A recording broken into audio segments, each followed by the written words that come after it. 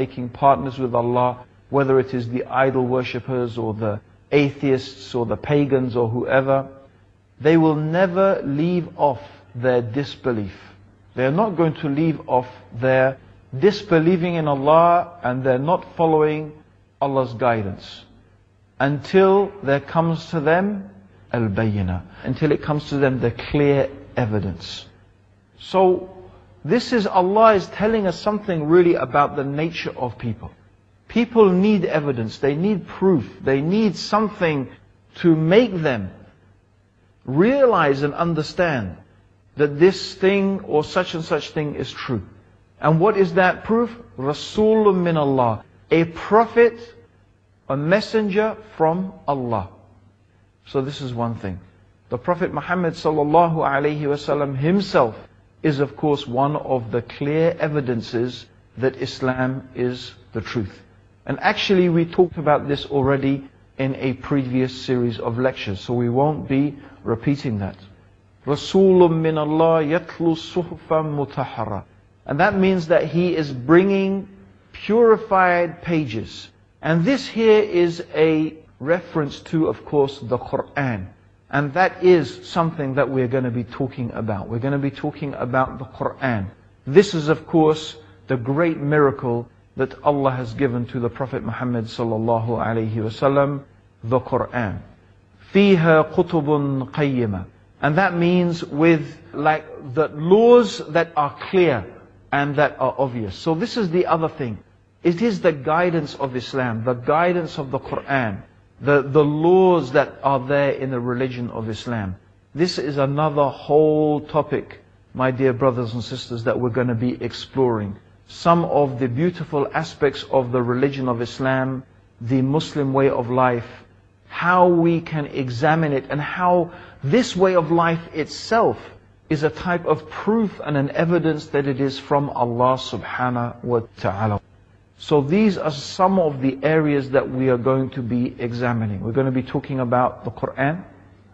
We're going to be talking about the preservation of the Qur'an, the memorization of the Qur'an, some of the miraculous aspects of the Qur'an, for example, the amazing scientific facts that are contained in the Qur'an, the historical information, the facts that there are concerning historical events that no one could have known 1,400 years ago. Also the prophecies of the Qur'an and the prophecies of the Prophet Muhammad sallallahu alaihi wasallam. Some things the Qur'an tells us about the future, and things that the Prophet Muhammad sallallahu alaihi wasallam told us about the future, things that he said were going to happen, and they happened exactly how the Prophet sallallahu alaihi wasallam said it would happen.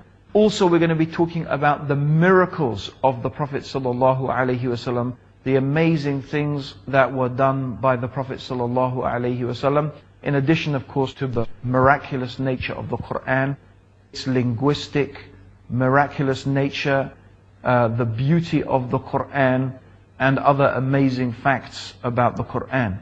Also, we will be talking about the witnessing of the people of the book. This is one of the very strong evidences that many people from Ahlul Kitab, from the scholars of the Jews and the Christians, have recognized that Muhammad sallallahu alaihi wasallam, he is the messenger of Allah. So inshallah we will be mentioning some of those evidences that have been used from the Bible to show that the Prophet sallallahu alaihi wasallam has been foretold in their scriptures. And also we'll be talking about the stories of some of those people like Abdullah ibn Salam, one of the Jewish rabbis of Medina, and of course the famous story of Salman al-Farsi, which is very, very instructive in that regard. So we'll be talking about some of those things, which is a very, very interesting aspect, which is another series of evidences. And that's what we say, we're going to bring these evidences together. The miraculous nature of the Qur'an, the linguistic miracle of the Qur'an, the scientific statements, the historical statements, the witnessing of the people of the book, the prophecies of the Prophet Muhammad sallallahu alaihi wasallam. Really, in fact, if we looked at any single one of these items, they would be really unique and amazing. But really, when we begin to combine them, and we begin to gather them all together, we can see that really we have so many evidences to amass from so many different angles to show that really our claim is not just a claim. It is not just something we are saying based upon just faith as people understand it. I believe it. No. Really, there are many, many good, strong reasons to believe that Islam is exactly what it claims to be. The revelation from Allah, the creator of the heavens and the earth, for the benefit of all of humanity. And as something I would like to really add, maybe it's not exactly part of our topic, but I would like to add it, is that evidence is very important for us as Muslims. Whatever you do as a Muslim, whatever you believe as a Muslim, whatever you practice as a Muslim, it should be based upon evidence. Our religion is not based upon guesswork. It's not based upon what I think or what I imagine or upon some cultures or some traditions that we may follow. Being a Muslim is supposed to be based upon following the evidence. And the evidence means what the Qur'an says and what the Prophet Muhammad sallallahu alaihi wasallam says.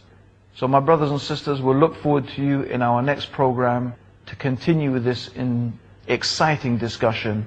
Assalamu alaikum wa rahmatullahi wa ta'ala wa barakatuh.